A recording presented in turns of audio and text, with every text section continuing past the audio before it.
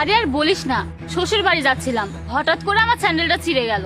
এর জন্যই মুচির কাছে এসেছি জুতাটা ঠিক করার জন্য।